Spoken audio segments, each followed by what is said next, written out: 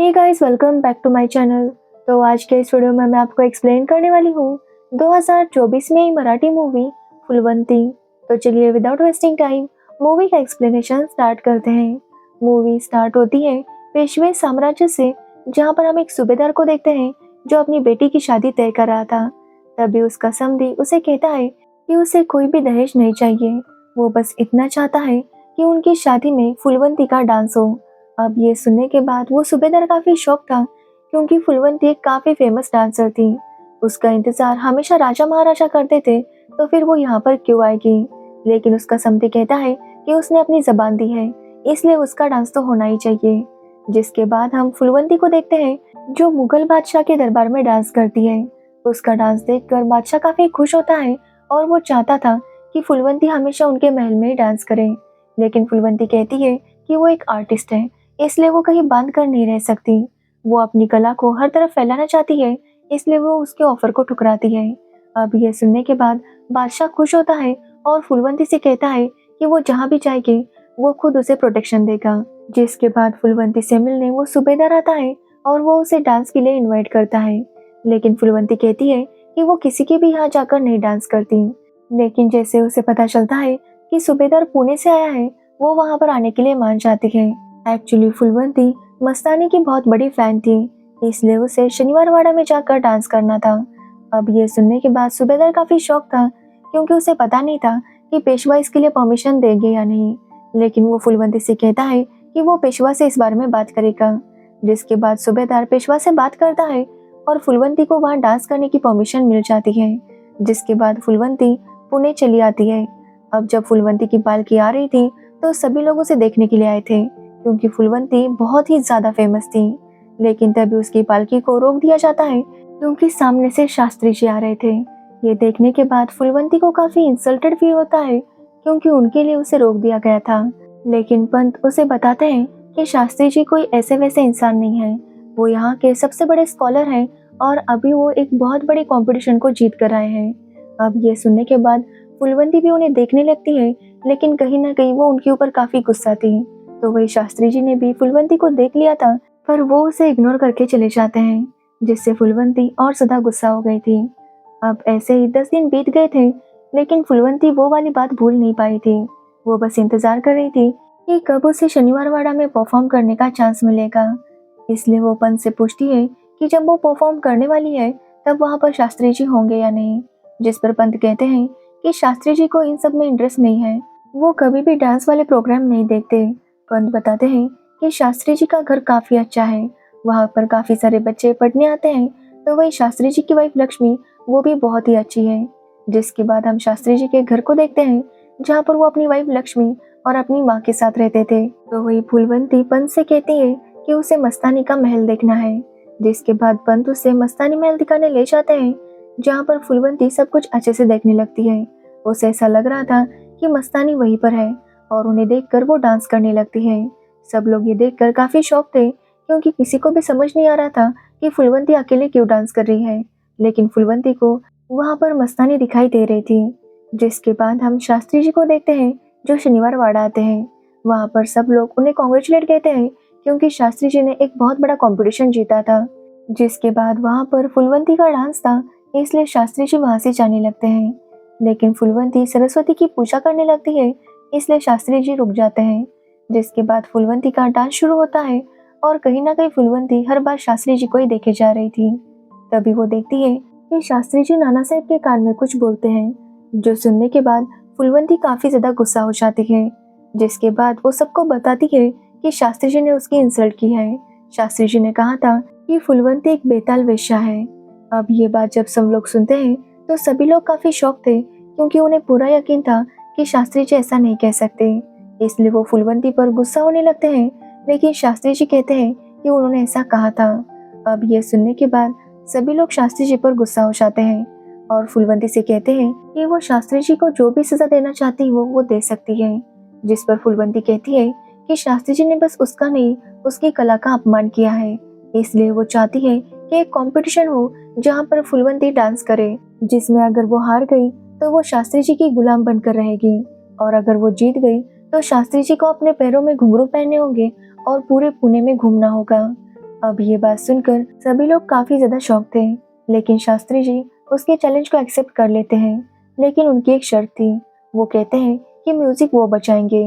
अब ये बात सुनकर सभी लोग और ज्यादा शॉक थे, क्योंकि शास्त्री जी ने कभी भी म्यूजिक नहीं बजाया था। लेकिन शास्त्री जी कहते हैं कि म्यूजिक तो वही बजाएंगे। जिसके बाद वो दोनों ही अपने तैयारियों में लग जाते हैं। यहाँ पर शास्त्री जी की वाइफ को काफी टेंशन था, क्योंकि अगर फुलवंती जीत गई तो शास्त्री जी की सबके सामने बहुत इंसल्ट होगी, और अगर वो हार गई तो उनके घर में उनकी गुलाम बनकर रहेगी। इसलिए उनकी वाइफ बहुत ज्यादा टेंशन में थी।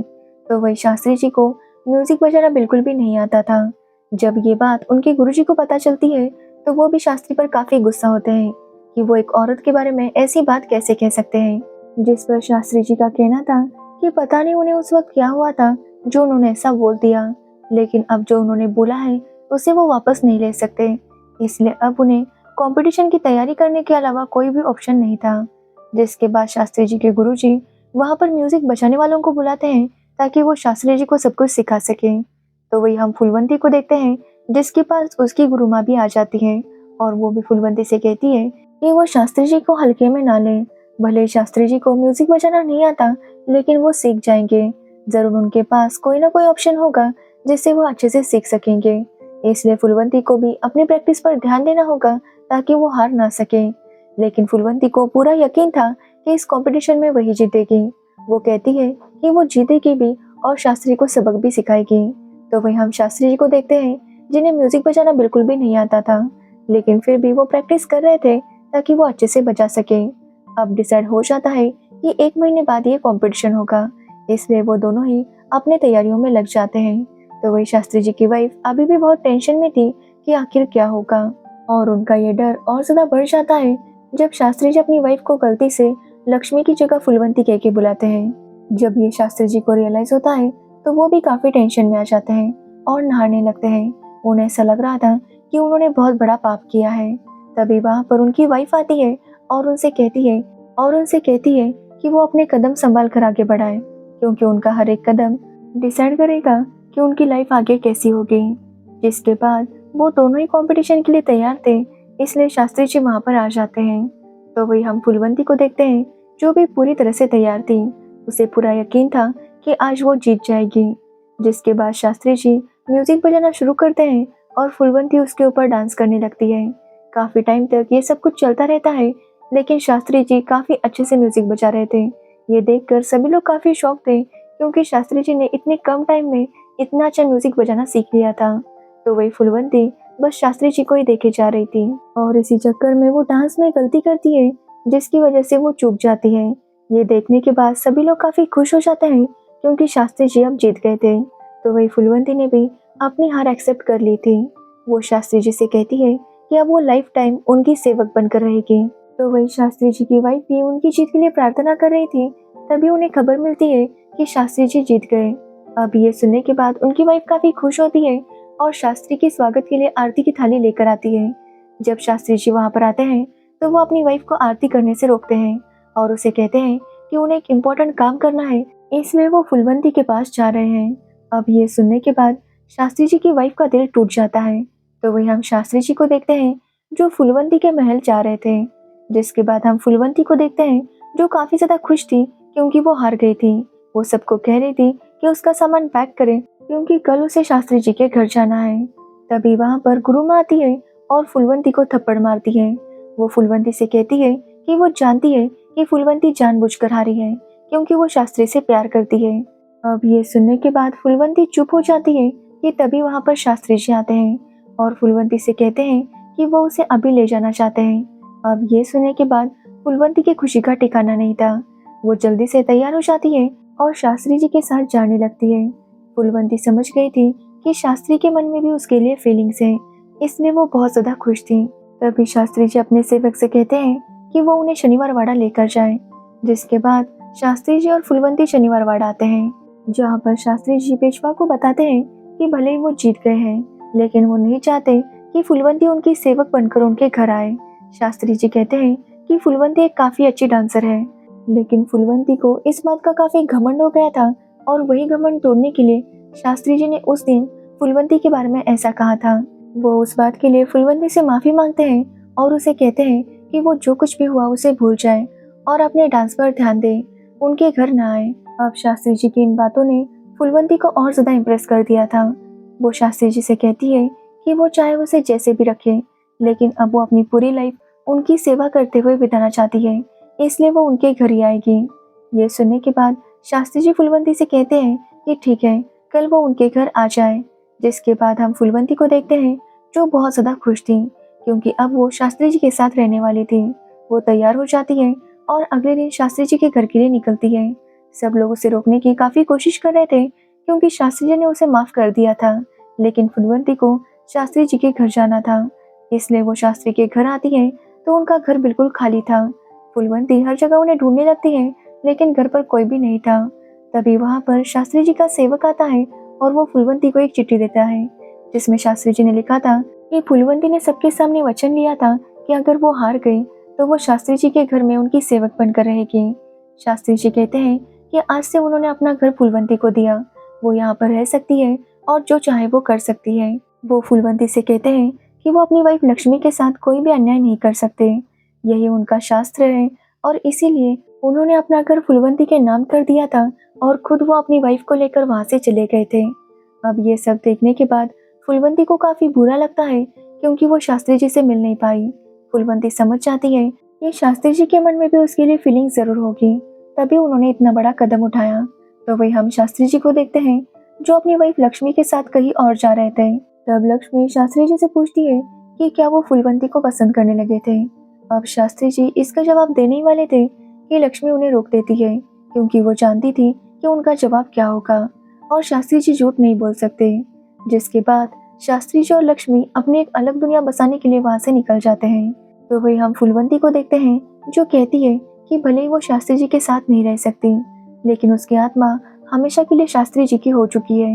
ये बोलकर फूलवंती वहां पर डांस करना शुरू कर देती है और इसी के साथ ये मूवी एंड हो जाती है। तो ये थी फूलवंती मूवी की स्टोरी। अब इस मूवी की बात करें तो मूवी के सेट्स, एक्टर की एक्टिंग काफी अच्छी है, इसलिए अगर आप उसे देखना चाहते हैं तो जरूर देखने जा सकते हैं। लेकिन ये फूलवंती का कैरेक्टर मुझे कुछ समझ नहीं आया। मतलब वो जानती थी कि शास्त्री शादीशुदा है और वो अपनी वाइफ के साथ खुश है, लेकिन फिर भी उसे शास्त्री के साथ उसके घर जाना था और उसकी सेवा करनी थी। मतलब सामने वाला बंदा बोल रहा है कि वो अपनी वाइफ के साथ खुश है और वो उसके साथ अन्याय नहीं कर सकता, लेकिन फिर भी इसे उसके साथ ही रहना था और उसकी सेवा करनी थी। मतलब बहन उसकी वाइफ है उसकी सेवा करने के लिए। मूवी का क्लाइमैक्स देखने पर समझ में आता है कि फूलवंती को मस्तानी से इतना लगाव क्यों था। अब में भी कई लोगों को ये बात अच्छी नहीं लगेगी, लेकिन मेरे हिसाब से बाजीराव मस्तानी कोई लव स्टोरी नहीं थी, वो बस एक एक्स्ट्रा मैरिटल अफेयर था। और फूलवंती की स्टोरी भी सेम हो जाती अगर शास्त्री जी अपना घर छोड़कर नहीं जाते। तो ये थी फूलवंती मूवी की स्टोरी।